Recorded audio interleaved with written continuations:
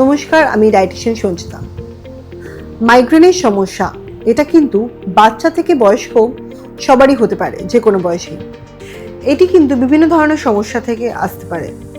Stress, anxiety, loud music, বা আপনি রোদে বেরোচ্ছেন তার তাপ থেকে, কিংবা কোনো স্ট্রং গন্ধ, বা মেয়েদের হয়তো পিরিয়ডস চলাকালীন বা পিরিয়ডসের আগেই হরমোনাল চেঞ্জ হলে বিভিন্ন কারণের জন্য কিন্তু আসতে পারে এই মাইগ্রেনের সমস্যা।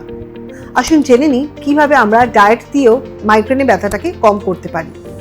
নিতে হবে আপনাকে ম্যাগনেসিয়াম রিচ ফ্রুটস।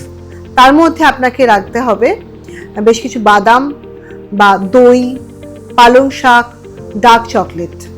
নিতে পারেন কলাও। এতে ম্যাগনেসিয়াম এবং পটাশিয়াম উভয় থাকে, যেটা আপনার নার্ভাস সিস্টেমকে শান্ত রাখতে সাহায্য করে। নিতে পারেন ওমেগা 3 ফ্যাটি অ্যাসিড যুক্ত খাবার, যেটা আপনার ব্রেনের ইনফ্লামেশনকে কমাবে, এবং তার জন্য আপনাকে নিতে হবে ফ্ল্যাক্স সিডস বা চিয়া সিডস। মাইগ্রেনে ব্যথা থাকাকালীন আপনি চাইলে একটি চা বানিয়ে নিতে পারেন। সেই চা বানানোর জন্য আপনাকে রাখতে হবে চায়ের মধ্যে 5 থেকে 6টি তুলসী পাতা, একটু গোলমরিচের গুঁড়ো এবং 1 ইঞ্চ মতো আদা কুচি। এটিকে ভালো করে ফুটিয়ে চা বানিয়ে আপনি হেডেকের সময় নিলে আশা করি আপনার হেডেকটা অনেকটাই দূর হবে। এবং আপনাকে সারাদিন ধরে কিন্তু আপনার বডিকে প্রপার হাইড্রেশন দিতে হবে, অর্থাৎ বারে বারে অনেকবার করে আপনাকে জল পান করতে হবে, অনেকটা একসঙ্গে না খেয়ে।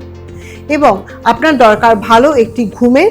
যখনই আপনার ব্যথা শুরু হচ্ছে তখন আপনি চা খেয়ে, যদি হয় একটু পেপারমিন্ট অয়েল লাগিয়ে আপনি কিন্তু একটু ঘুমানোর চেষ্টা করুন। তাহলে দেখবেন এই প্রপার ডায়েট থাকলে এবং এই লাইফস্টাইল কিছু চেঞ্জেস থাকলে কিন্তু আপনার মাইগ্রেনের ব্যথা অনেকটাই আপনি নির্মূল করতে পারবেন।